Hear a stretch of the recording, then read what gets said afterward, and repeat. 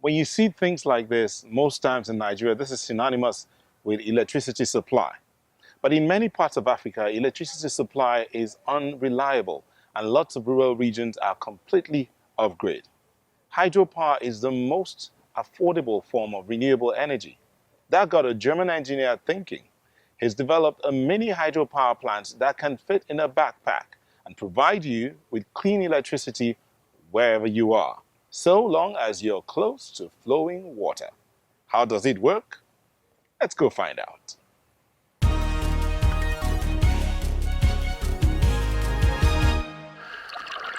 The water doesn't need to be very deep, nor the current very strong. Only enough for the small rotor blade to float free in the water. Its inventors say Blue Freedom is the world's smallest hydroelectric power plant. It takes just minutes to assemble.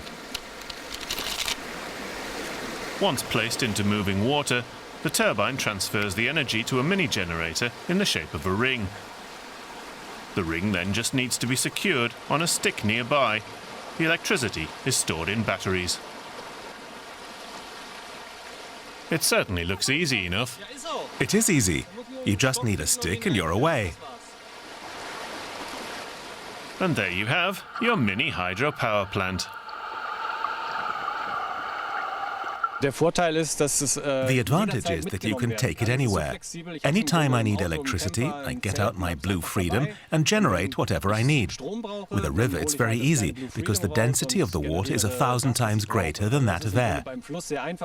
So you can keep the equipment really small and still have immense power. That's the beauty of it. The idea comes from the German state of Bavaria, and isn't only popular with hikers and fans of the great outdoors.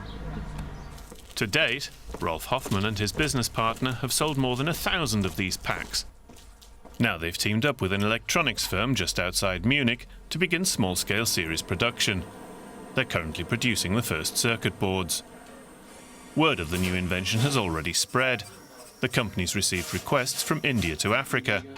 The invention is particularly of interest in areas where many people don't have access to the power grid, but still need to charge mobile phones and laptops. Many of these people use their car batteries to charge up their phones, or diesel generators, or sometimes solar power cells. So, a little hydropower device like this is great. We could give this to anyone and they'd be able to charge all their devices. So, it's important for developing and emerging economies. But the price is a much bigger issue there than here. These are orders involving many tens of thousands of units, so every cent makes a difference. That's the challenge with this product. Right now, the Blue Freedom costs nearly €300. But with larger scale production, that price will go down. The two inventors are also working on larger models capable of generating up to 500 watts, enough to supply an entire village. Our idea is that by providing a continuous power supply, we can provide lighting, facilitate education, and also jobs. Maybe with a sawmill, for example, or sewing machines. The first customer who came to us was from Sudan. We've since had a meeting with the Sudanese ambassador. They urgently wanted hydropower plants from us for 3 communities.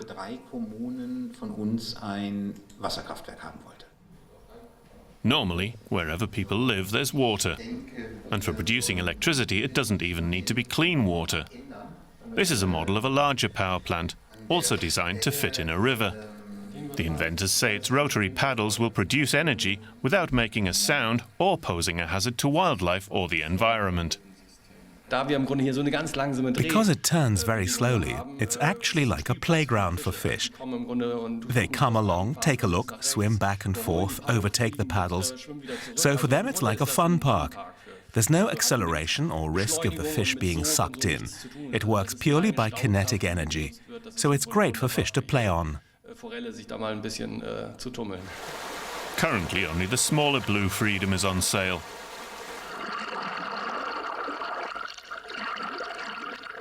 After an hour in the water, it's ready to charge up that mobile phone.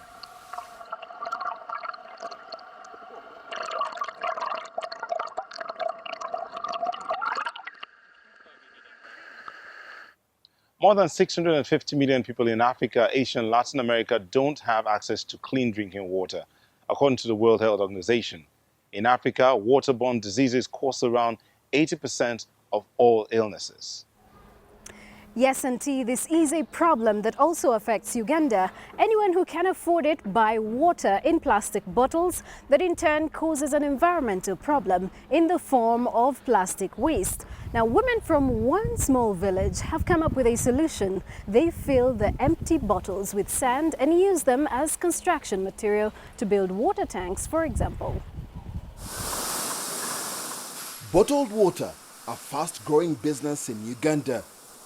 There are currently about 70 different brands on the market. At this factory alone, over 30,000 cartons are produced every day. The consumer base is widening.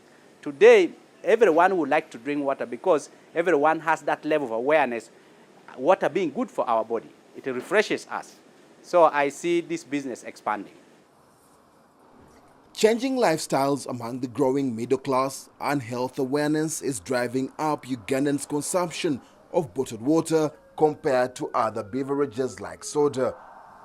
But according to environmentalists, disposing of the plastic bottles has become a big challenge. The impact is that they block our drainage channels.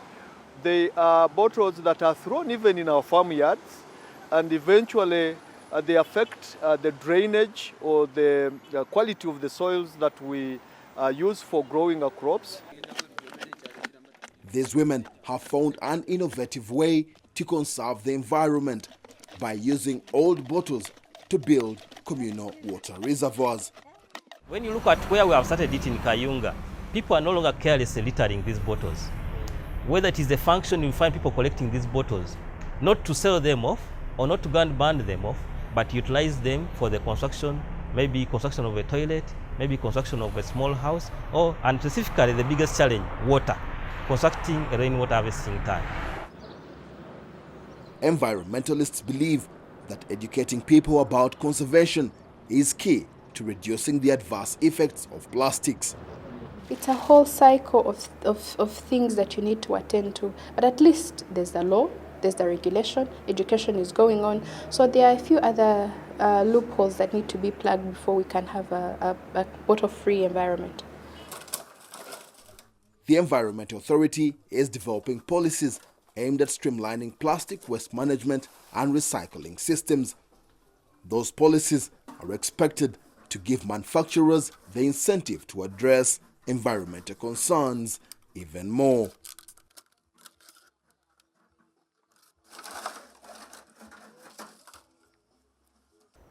You know, I sometimes think that Africans are world champions when it comes to devising new ways of recycling waste materials. I mean, we recycle just about everything. Am I right, Auntie? Indeed, Joy, it's not just recycling. What about using local materials for constructing houses? The mud brick building is very common in Africa, and they are good for the environment. In our series, Doing Your Bit, we show you an eco-village in Cameroon that has even more innovative ideas.